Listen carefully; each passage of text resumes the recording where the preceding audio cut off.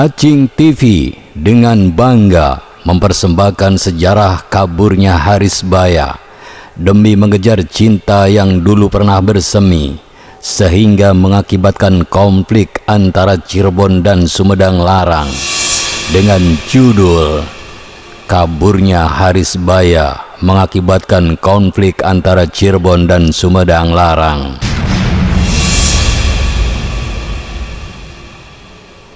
Girilaya marah besar dan akhirnya mengumpulkan para panglima, pati, dan prajurit pilihan untuk mengambil Harisbaya ke Sumedang. Kemudian Girilaya mengutus prajurit pilihannya untuk mengantarkan surat kepada Gesan Ulun.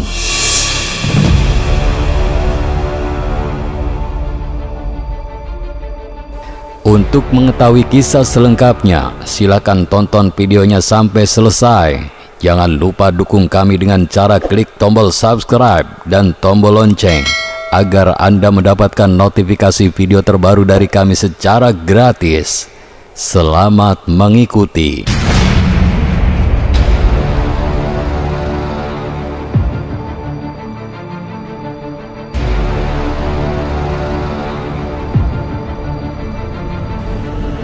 Apa kabar pemirsa Tacing TV semuanya? Senang sekali saya kembali dapat menjumpai Anda semua. Terima kasih telah memilih Tacing TV sebagai sarana hiburan dan informasi keluarga Anda. Batur sedulur sekampung, istri Panembahan Ratu Cirebon yaitu Harisbaya terpesona dengan kegantengan dan kecerdasan Gesan Ulun. Bukan hanya Ratu Harisbaya saja yang merasa kagum dan kepencut dengan ketampanannya. Semua kaum Hawa yang ada di Panembahan pun terpesona melihat sosok Gesan Ulun yang tampan rupawan itu. Akhirnya Ratu Harisbaya kembali jatuh cinta dengan Gesan Ulun alias CLBK, cinta lama bersemi kembali. Karena sebelum Harisbaya dinikahkan dengan Panembahan Ratu Cirebon Girilaya, Harisbaya pernah menjalin cinta dengan Gesan Ulun. Namun karena Harisbaya dijodohkan dengan Girilaya, maka cintanya kandas begitu saja, meskipun mereka saling mencintainya. Setelah beberapa tahun kemudian, mereka dipertemukan kembali, yang akhirnya mereka saling jatuh cinta kembali. Pada suatu malam, Harisbaya bangkit dari peraduannya dan mendatangi Gesan Ulun yang tengah berzikir di sebuah tajuk atau musola. Kemudian Harisbaya menyatakan cintanya. Gesan Ulun kaget campur bahagia karena ia juga sebenarnya diam-diam mencintai Harisbaya. Walaupun demikian, Gesan Ulun sadar bahwa ini cobaan. Ka awak aing nyoba, muga-muga kanu maha suci tambah sabar jeung tambah tawakal. Kukuh pengkuh ulah geseh, yang kalau diartikan ke dalam bahasa Indonesianya kurang lebih, ini adalah cobaan kepada diriku dari Yang Maha Kuasa. Semoga Allah memberikan kesabaran dan tawakal agar tidak tergoda, kata dalam hati Gesan Ulun. Setelah kejadian tersebut, Gesan Ulun berdiskusi dengan 4 Kandaga Lante, yaitu Sayang Hau atau Jaya Perkasa, Battara Dipati Wiradijaya atau Nganganan, Sang Hyang Kandang Hapa, dan Bantara Pancarbuana Terong Peot untuk membicarakan masalahnya dengan Harisbaya. Kandaga Lante adalah bekas panglima Pajajaran yang memilih bergabung dengan Sumedang Larang. Peralihan Pajajaran menjadi Sumedang Larang berlangsung dengan penyerahan mahkota emas dari Raja Pajajaran kepada Prabu Gesan Ulun, diserahkan oleh Kandaga Lante. Sayang Hau mendukung agar Gesan Ulun menerima cinta Harisbaya. Ia siap tanggung jawab atas apa yang akan terjadi kalau perlu mempertaruhkan nyawanya. Kemudian Gesan Ulun terpengaruh. Sayang Hawu merencanakan untuk memboyong Harisbaya ke Sumedang Larang.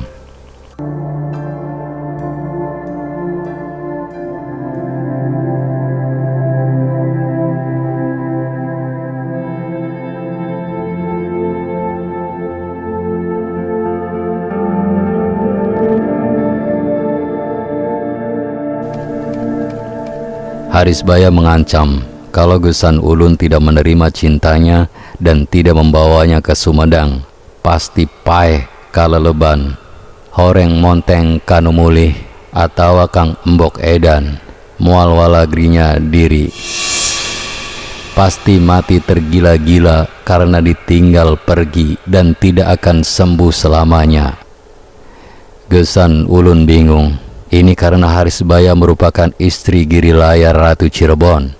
Apalagi pada saat itu Harisbaya sedang hamil. Apa kata orang nanti? Dalam keadaan bingung, Gesan Ulun terus didesak agar membawanya pergi menuju Sumedang Larang. Padahal pada waktu itu dalam keadaan tengah malam, Sayang Hawu tanpa diperintah membopong Harisbaya. Gesan Ulun pun kemudian mengikutinya.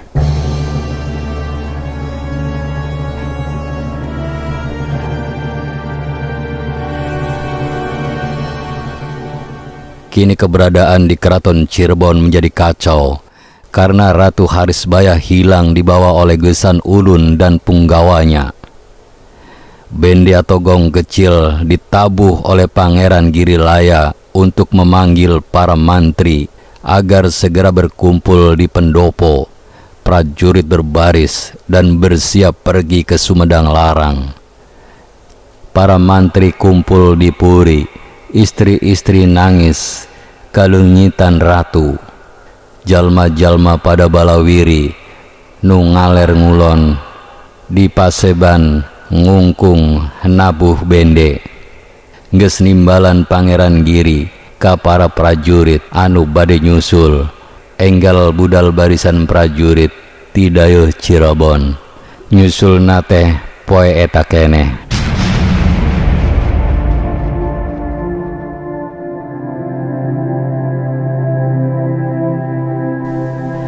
Diceritakan di Cirebon, senegara semua gempar.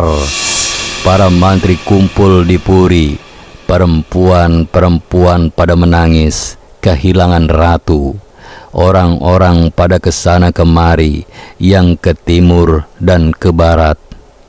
Di pendopo suara pukulan gong sudah memanggil Pangeran Giri ke para prajurit yang mau menyusul. Cepat bubar barisan prajurit dari kota Cirebon menyusul hari itu juga.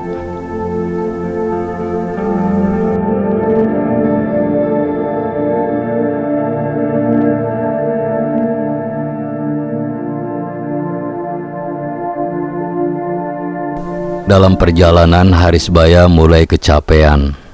Sementara itu prajurit Cirebon menyusul semakin dekat. Sayang Hawu menghampiri dan mencegat prajurit Cirebon. Pertarungan kemudian tidak terelakkan lagi. Sayang Hawu mengamuk. Semua prajurit Cirebon yang menyerang tewas. Mereka tidak sanggup melawan Sayang Hawu. Prajurit Cirebon mundur, tidak sanggup menandingi kesaktian Sayang Hawu. Selanjutnya prajurit yang selamat melarikan diri tiba di Cirebon. Mereka melaporkan apa yang terjadi. Kemudian Girilaya marah besar dan akhirnya mengumpulkan para panglima, pati, dan prajurit pilihannya untuk mengambil Harisbaya ke Sumedang. Girilaya mengutus prajurit pilihannya untuk mengantarkan surat kepada Gesan Ulun.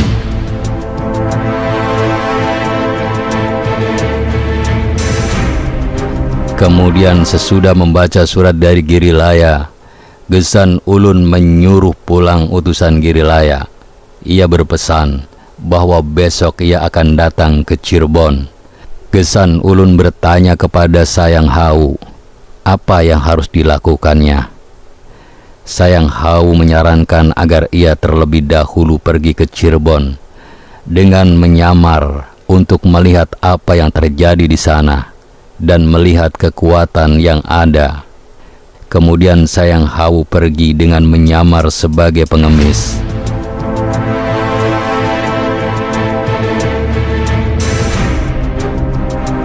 Dalam penyamarannya di Cirebon, Sayang Hawu melihat banyak prajurit di barak. Ia bertanya, apa gerangan yang terjadi? Kemudian prajurit itu menjawab bahwa mereka mau menyerang ke Sumedang Larang dan menangkap Gesan Ulun yang kurang ajar. Sayang Hawu lalu bertanya, apakah mereka berani menghadapi Kutamaya atau Sumedang Larang?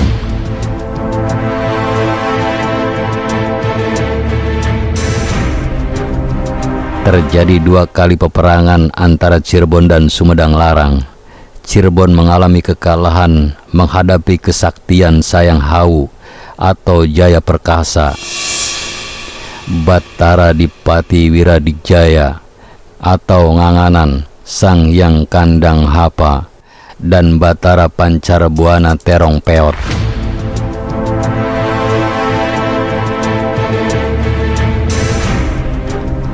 Para punggawa dan mantri berkumpul di pendopo. Mereka membicarakan apa yang akan dilakukan dalam menghadapi Sumedang Larang. Kirilaya bertanya kepada para pembantunya, apakah mereka masih sanggup menghadapi Sumedang? Para punggawa dan mantri tidak ada yang menjawab. Semua diam. Kirilaya berpikir, kalau memang menyerang Sumedang sudah tidak mungkin dilakukan, malah hanya akan menimbulkan kehancuran yang lebih parah. Mereka berpikir untuk menggunakan strategi lain. Kirilaya menawarkan pendapat kepada para pembantunya. Pertama, bagaimana ketetapan syariat Islam mengenai masalah ini? Dan yang kedua, Gesan Ulun harus menyerahkan sebagian wilayah kekuasaannya atas tindakannya menculik Putri Harisbaya yang sedang hamil 2 bulan. Para pembantunya, khususnya para penghulu, memberikan pandangan kepada Girilaya supaya jangan cepat-cepat mengambil keputusan. Sebaiknya minta restu dan saran ke Mataram. Saat itu juga, kemudian Girilaya membuat surat untuk Kanjeng Rama di Mataram. Dengan salam sembah, putra bicara melalui surat ini ke hadapan Kang Rama, juga minta petunjuk. Sebab Putri Harisbaya kabur ke Kutamaya, diculik oleh Gesan Ulun. Disusul tidak berhasil. Semua prajurit yang menyusul putri tidak ada yang sanggup. Sekarang Tuan Putra minta pertolongan Rama. Mudah-mudahan dalam keadaan sehat. Hanya surat mohon dimaklum Kang Rama Sultan Mataram.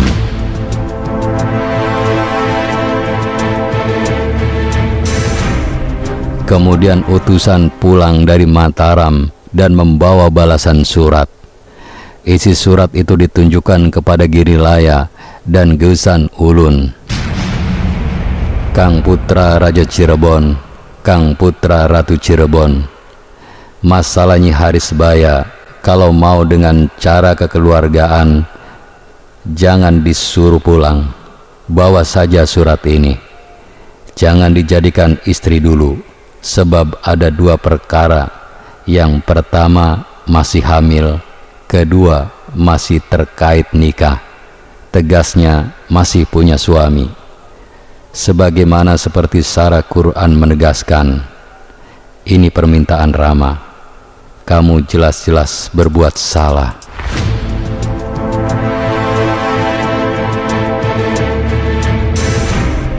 Singkat cerita, surat sudah dibaca oleh Girilaya dan Gesan Ulun. Mereka sepakat untuk berdamai sesuai naskah dari Mataram. Gesan Ulun mengaku salah dan siap menerima syarat membeli talak. ia harus menyerahkan sebagian wilayah kekuasaan Sumedang, yaitu wilayah Sindangkasih atau sekarang Majalengka. Singkat cerita, Gesan Ulun dan Girilaya sepakat untuk berdamai, apalagi dengan adanya nasihat dari Sultan Mataram. Akhirnya, Gesan Ulun dan Harisbaya menikah. Cirebon dan Sumedang berdamai.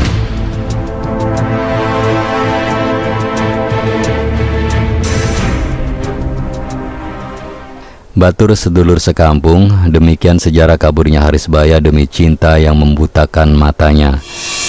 Saya yakin Anda memiliki pendapat yang berbeda. Oleh karena itu, silakan tuangkan perbedaan itu di kolom komentar. Mohon maaf jika ada kesalahan penyebutan nama, tokoh, dan tempat. Terima kasih telah menonton video ini sampai selesai. Jangan lupa klik tombol subscribe, like, komen, dan share sebanyak-banyaknya. Ingat, tetap meduluran aja pada tukaran. Sampai ketemu di video berikutnya ya guys. Bye-bye.